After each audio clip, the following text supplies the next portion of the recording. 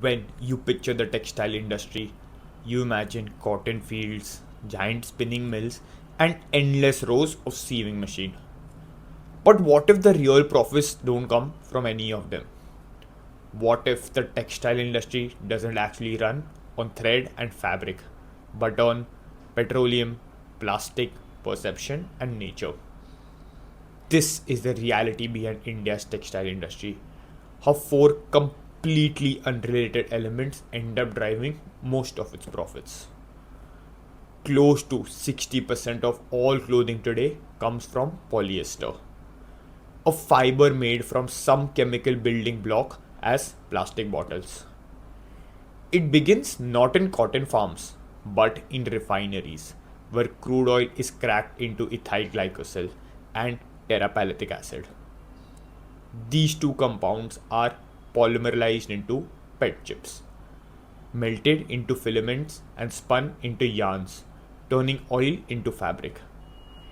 India's polyester chain mirrors its energy industry, vertically integrated, capital intensive, and dominated by Reliance Industries. Reliance controls every link, from refining crude oil to producing PTA and MEG, the core feedstock, converting them into fiber, and finally supplying yarns to mills across India and abroad. This integration gives it unmatched control over pricing, logistics, and consistency. In simple terms, while thousand mills spin or stitch, Reliance owns the pipeline that feeds them all, turning petroleum into profit long before the first piece of cloth is even worn. Between the oil refineries that make polyester and the brands that sell the finished clothes sits a vast middle. The spinners and weavers who turn raw fiber into usable fabric. They run day and night, surrounded by machines, cotton bales, and heat. But their scale doesn't buy them power. After a certain size, efficiency stops improving while electricity loss, supervision cost, and loan pressure rise. Yarn making looks mechanical, yet it's a precision act. Even a small change in humidity or fiber tension can turn a profitable day into loss.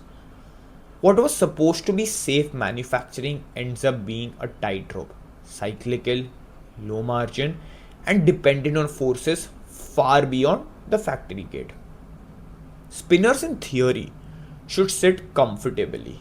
They create the yarn that everything else depends on.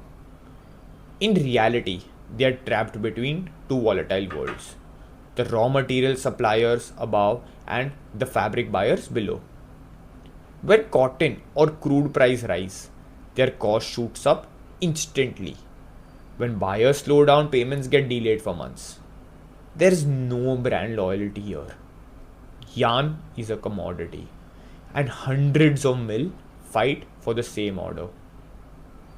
Machines can be bought, but experience and discipline can't be automated. That's why most integrated giants like Reliance and Birla stay out of the space. It's labor heavy, regionally fragmented, and doesn't match their high return models.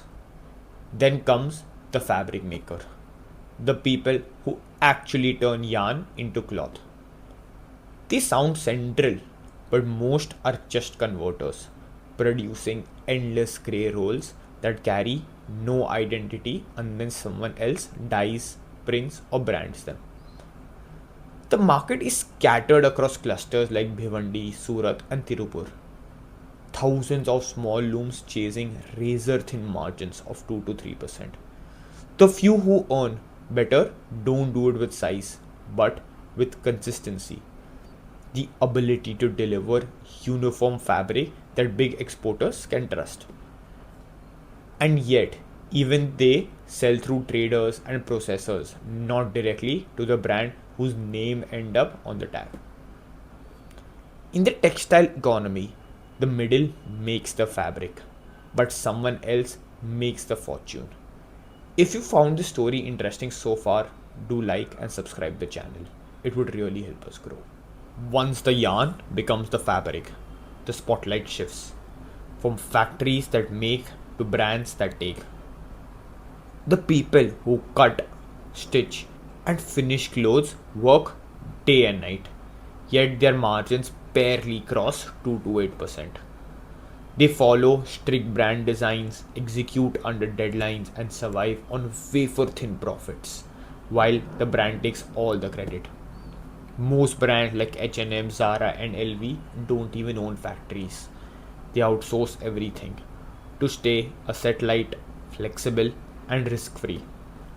Production happens in hundreds of small units, each handling a slice of the process.